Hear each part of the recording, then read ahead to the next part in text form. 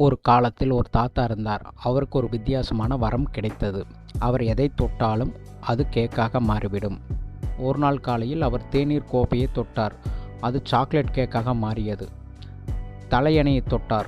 அது cream cake விரிப்பாக மாறியது. கதவை தொட்டார். பெரிய க்ரீம் கேக்காக மாறியது. கிராம மக்கள் பயந்து போனார்கள். இவர் ஊரையே கேக்காக மாற்றிவிடுவார் என கத்தினார்கள். அவருடைய சொந்த மகனே அவரை வெளியே துரத்தி விட்டான். தாத்தா திரும்பி பார்க்காமல் நடந்தார். நகரத்தில் ஒரு சிறுமி பேக்கரி முன்னால் நின்று கொண்டிருந்தாள். அவளிடம் பணமில்லை, ஆனால் பசி. தாத்தா அவள் அருகில் இருந்த ஒரு கல்லை தொட்டார். அது வெண்ணிலா கேக். சிறுமியின் கண்கள் மகிழ்ச்சியில் ஒளிர்ந்தன. நன்றி தாத்தா. அன்றிரவே தாத்தாவுக்கு ஒரு யோசனை தோன்றியது. மறுநாள் காலை சாலையோரம் சிறிய மேஜை போட்டார். அதில் எழுதியிருந்தது, தாத்தாவின் மந்திர கேக். ஒரு மரக்கட்டையை தொட்டார். கேக்.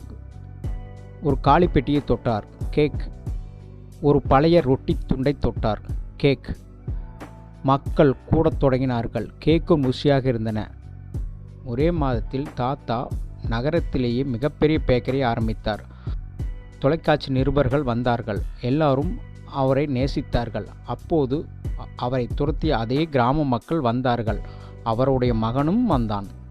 அவர்கள் பேக்கரி கதவருகே நின்றார்கள். வெட்கத்தில் தலைகுனிந்தார்கள். தாத்தா, நாங்கள் தவறு செய்துவிட்டோம். எங்களுக்கு கொஞ்சம் கேக் தருவீர்களா என்றார்கள். கூட்டம் மூச்சு விடாமல் பார்த்தது. எல்லோரும் நினைத்தார்கள், தாத்தா இப்போது வேண்டாம் என்று சொல்லிவிடுவார் என. ஆனால் தாத்தா சிரித்து கொண்டே எல்லோருக்கும் கேக் கொடுத்தார். அவருடைய மகன் அப்பா என கட்டிப்பிடித்து என்னை மன்னித்து விடுங்கள் என்றான். தாத்தா அவனை கட்டிப்பிடித்து, அது அன்பு. அன்பு ஒருபோதும் இல்லை என சொல்லாது. அன்று முதல் கிராமமும் நகரமும் ஒன்றானார்கள். தாத்தாவின் பேக்கரி பசித்த ஒவ்வொரு குழந்தைகளுக்கும் கேக் கொடுத்தது. கிராம மக்கள் அவருக்கு ஒரு சிலை எழுப்பினார். எல்லாவற்றையும் அன்பாக மாற்றிய தாத்தா. Please subscribe, like, and comment.